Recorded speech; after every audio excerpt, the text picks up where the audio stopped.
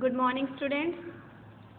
This is class 7th, chapter 24, Great Explorers. Explorer का मतलब होता है खोजकर्ता, अन्वेषक और you can say pathfinder, जो रास्ता खोजते हैं. Explorers are those persons who investigate unknown region. मतलब जहाँ पे तो जब किसी भी रीजन के बारे में नहीं पता तो जो एक्सप्लोरर होते हैं वो खोज करते हैं. Here are some great explorers. यहाँ पे कुछ एक्सप्लोरर्स हैं, उनके बारे में हम लोग पढ़ते हैं. First one is Abu Abdullah Muhammad ibn Battuta. He was a Moroccan Muslim scholar and traveler.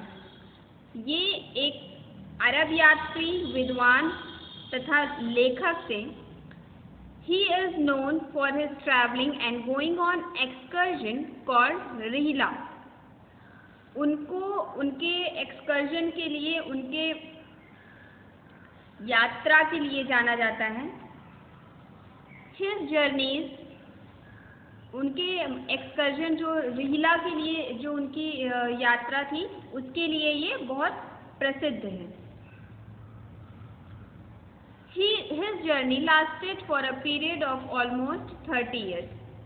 इनकी जो जर्नी थी वो 30 साल की थी, मतलब 30 साल तक 30 years तक ये ट्रैवल करते रहे. Ibn Battuta was born in Tangier, Morocco on 24th Feb 1304 CE.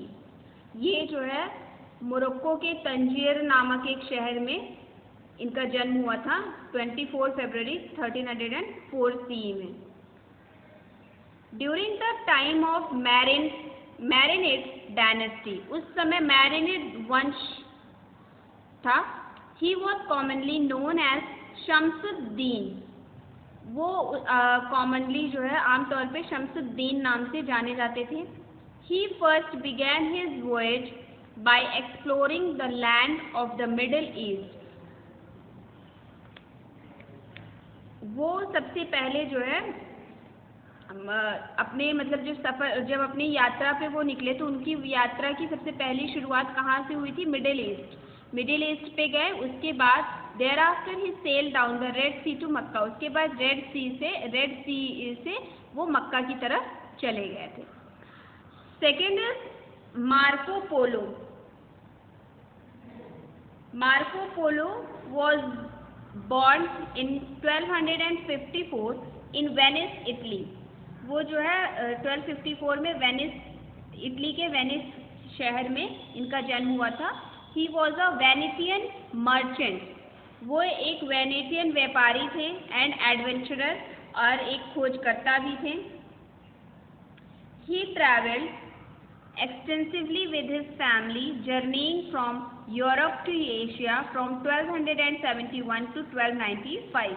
वो मतलब अपने परिवार के साथ पहले यूरोपियन थे जिन्होंने अपने परिवार के साथ यात्रा की शुरुआत की. He remained in China for 17 of those years. 17 साल की उम्र से ही वो यात्रा के लिए उन्होंने शुरुआत की थी और 17 साल की एज में वो चाइना में पहुंच गए थे. Around 1292 he left China. उसके बाद 1292 में वो चाइना छोड़ के acting as consort along the way to Mongol princess who was being sent to Persia. उसके बाद वो जो है मंगोल की प्रिंसेस थी जो कि पर्शिया भेजी जा रही थी उसी समय वो वहाँ से पर्शिया भी चले गए थे. He wrote second million known in English as the travels of Marco Polo. उन्होंने सेकेंड मिलियन नामक एक बुक लिखी थी जिसमें उन्होंने अपनी ये यात्रा के बारे में उसमें वर्णन किया था. His book second millionaire describe his travel and experiences and influenced later adventurers and merchants. उन्होंने एक बुक और लिखी थी जिसका नाम क्या था? मिलियनर सेकेंड, जिसमें उन्होंने पूरा अपनी यात्रा के बारे में उन्होंने वर्णन किया था. अपने एक्सपीरियंस को उन्होंने शेयर किया था कि कैसा उनको अनुभव, क्या उनके अनुभव हैं, कैसा उनको लगा. And influence later adventurers and merchants. और बाद में और भी जो खोजकर्ता थे जब उन्होंने उनकी पुस्तक को पढ़ा और जो व्यापारी थे जब उन्होंने उनकी पुस्तक को पढ़ा तो वो लोग काफ़ी प्रभावित हुए थे. Third one is Christopher Columbus. He was born in 1451 in the Republic of Genoa. ये 1451 में जेनोवा एक गणराज्य में इटली में ही एक शहर है जिसका नाम जो है जेनोवा, वहाँ के गणराज्य में वो उनका जन्म हुआ था. He was a great explorer and navigator. वो एक समुद्री नाविक और उपनिवेशवादी खोजी यात्री थे. His first voyage into the Atlantic Ocean, और सबसे पहले उनकी जो जल यात्रा थी वो अटलांटिक ओशन से स्टार्ट हुई थी. In 1476 nearly cost him his life. He has participated in several other expedition to Africa. और उन्होंने और भी ये जल यात्रा में जो भी होता था, अभियान होता था, उसमें भी वो पार्टिसिपेट किए थे. और एक बार उन्होंने अफ्रीका के एक एक्सपीडिशन में भी पार्टिसिपेट किया था. Columbus discovered the new world. उन्होंने नए वर्ल्ड की खोज की थी. ऑफ द अमेरिका की खोज कोलंबस ने ही की थी. On an expedition sponsored by King Ferdinand of Spain in 1492. और उन्होंने किंग फर्डिनेंड जो थे स्पेन के, उन्होंने एक अभियान चलाया था. उसी में उन्होंने एक नए वर्ल्ड की खोज की थी अमेरिका की. Now the next one is captain James cook. He was born in 1728 in British. वो एक ब्रिटिश खोजकर्ता थे. Among his many achievements as a navigator and explorer, he was the first person to map Newfoundland. और ये क्या थे, एक खोजकर्ता भी थे, नाविक भी थे और मानचित्रकार भी थे और एक रॉयल नेवी कैप्टन भी थे. ये उन्होंने अपने यात्रा के दौरान he discovered the Hawaiian Island. He was the first to establish an English settlement in Australia. He completed the first recorded circumnavigation of New Zealand. देखिए, ये जो थे कैप्टन जेम्स कुक, इन्होंने अपनी यात्रा के दौरान ऑस्ट्रेलिया और हवाई आइलैंड की पूर्वी तटरेखा के साथ पहला यूरोपीय संपर्क स्थापित किया था और पहली बार न्यूजीलैंड के चारों ओर चक्कर भी लगाया था. ठीक है. Now the next is Albattani. Albattani was born around 858 CE in Harran. Albattani जो है वो 858 CE में हर्रान में ये इनका जन्म हुआ था. Battani was first educated by his father Jabir ibn Sinan Albattani. ये सबसे पहले इनको शिक्षा इनके पिता ने दी थी. Who also was a well known scientist, जो कि एक बहुत ही नामी साइंटिस्ट थे. ही देन मूव टू रक्का. उसके बाद वो रक्का चले गए. Situated on the bank of Euphrates, जो कि यूफ्रेट्स नदी के किनारे है. where he received advanced education and later on flourished as a scholar. उसके बाद वहाँ पे रक्का में उन्होंने अपने हायर एजुकेशन उन्होंने किया. उसके बाद वहाँ से वो एक बहुत बड़े विद्वान बन के निकले. अलबत्तानी made remarkably accurate astronomical observation at Antioch and al-Raqqa in Syria.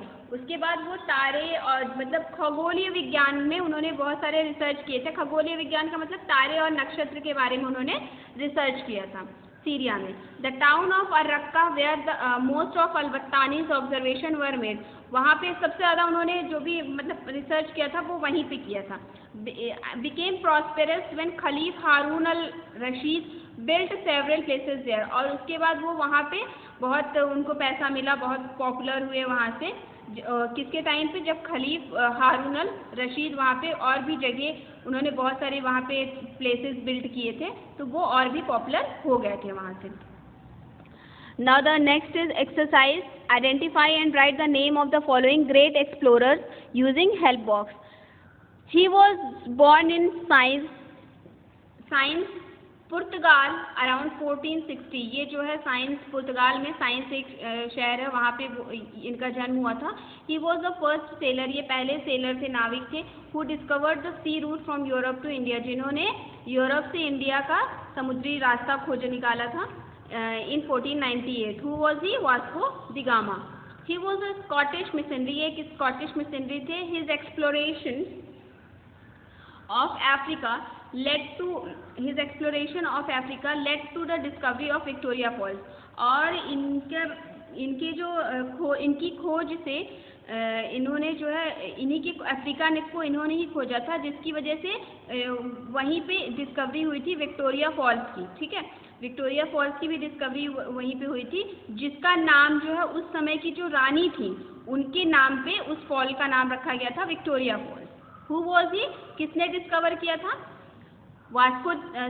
Doctor David Livingstone ने। ठीक है, he was a great Norwegian polar explorer. ये एक नॉर्वेजियन पोलर एक्सप्लोरर थे, खोजकर्ता थे। He was the first person to fly over the North Pole in a direct, और ये पहले पर्सन थे जिन्होंने उड़ान भरी थी नॉर्थ पोल की तरफ। And was the first person to reach the South Pole, और पहले ही ऐसे पर्सन थे जो साउथ पोल पर भी गए थे। कौन थे ये? Ronald Amundsen. He was a Portuguese explorer, ये पोर्तुगीज एक्सप्लोरर थे। He was the first European to sail around the Cape of Good, ये पहले थे नाविक थे जो Cape of Good Hope in Africa की तरफ गए थे। Thus opening the sea route to Asia by the Indian Ocean, और पहले ऐसे थे जिन्होंने सी रूट की खोज की थी एशिया से इंडियन ओशन तक की। ठीक है, who was he? Bartolomeu Dias. Now come on to chapter 25, medicines and health. Take the correct answer. Which organ contain the islets of Langerhans? कौन सा organ होता है जो islet of Langerhans जिसमें पाया जाता है? That is pancreas. Answer is pancreas. What is considered to be the normal temperature of the human body? Human body का normal temperature कितना होता है? 98.6 डिग्री फ़ारेनहाइट। ठीक है, विच ब्रिटिश बायोकेमिस्ट, कौन से ब्रिटिश बायोकेमिस्ट थे जिन्होंने फ्रेश फूड में विटामिन की खोज की थी? First found the presence of vitamin in fresh food. Who was he? Sir Frederick Gowland Hopkins. क्या नाम था उनका? Sir Frederick Gowland Hopkins. Now the next is, what is the name of the drug और preparation used to induce vomiting specially in food poisoning? कौन सी ऐसी medicine है? Drugs का मतलब क्या होता है? मेडिसिन। कौन सी ऐसी मेडिसिन है जिसका यूज़ होता है, मतलब जब फूड पॉइजनिंग हो जाती है तो वॉमिटिंग को कम करने के लिए कौन सी मेडिसिन होती है? वो एनेमेटिक। क्या नाम है? An emetic. What do you suffer from if you have halitosis? अगर आपको हैलिटोसिस नामक कोई बीमारी है तो आप किससे पीड़ित होंगे? हैलिटोसिस का मतलब क्या होता है? जब मुंह से बदबू आती है, बैड स्मेल, तो उसको हैलिटोसिस बोलते हैं। तो आंसर इज बैड ब्रेथ, मुंह से दुर्गंध आना। In which part of the body are the blood cells produce? Blood cells कहाँ बनते हैं, कहाँ प्रोड्यूस होते हैं? In the bone marrow. Answer is bone marrow. Where would you find the medulla oblongata? Medulla oblongata कहाँ पाया जाता है? It is found in the brain. What is considered to be the pulse rate of a healthy adult? एक healthy person की pulse rate क्या होनी चाहिए? 80 to 100 beats per second. Which is the muscular organ that pump blood through the body? जो body में जो blood होता है वो कहाँ पंप होता है? It is pumped in the heart. Now come back to chapter 26, that is branches of science. विज्ञान की शाखाएं। There are different branches of science which deal in different things. अलग देखिए, बहुत तरह की विज्ञान होती हैं और हर विज्ञान के बारे में अलग अलग पढ़ाई होती है। ठीक है, अलग अलग कोर्सेज होते हैं। अब देखिए उसके बारे में हम लोग पढ़ते हैं। Match the column A with column B correctly. The study of human body structure, उसकी स्टडी को क्या बोलते हैं? Anatomy.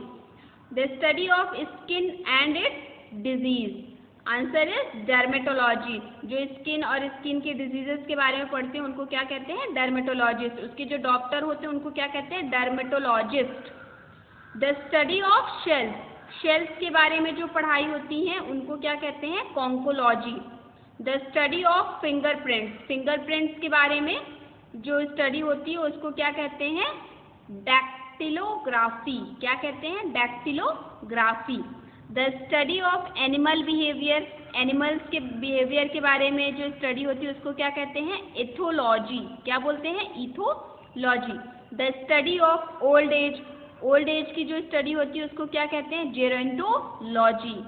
The study of reptiles, reptiles मतलब जो रेंगने वाले जो जानवर होते हैं उनके बारे में जो पढ़ाई होती है उसको क्या कहते हैं? उसको कहते हैं herpetology. The study of microorganism, सूक्ष्म जीव जो होते हैं उनके बारे में जो स्टडी होती है उसको क्या कहते हैं? Microbiology. The study of clouds, clouds के बारे में जो स्टडी होती है उसको क्या बोलते हैं? Nephology. The study of coins, coins के बारे में numismatics. The study of childbirth, the study of coins, numismatics. The study of childbirth, obstetrics. ठीक है। और next is the study of teeth, teeth के बारे में जो स्टडी होती है उसको क्या कहते हैं? Odontology. The study of physical phenomena of lakes and other fresh water, lakes के बारे में और फ्रेश वाटर्स के बारे में जो स्टडी होती है उसको क्या कहते हैं? Limnology. And the next is the study of measuring time and art of making clocks, जो घड़ी के समय के लिए और जो घड़ी बनाते हैं उसको, उसकी स्टडी के लिए क्या बोलते हैं? उस स्टडी को horology. The study of outer space, इसको क्या बोलते हैं? एस्ट्रोनॉमी। ठीक है। Now this chapter is over. Thank you.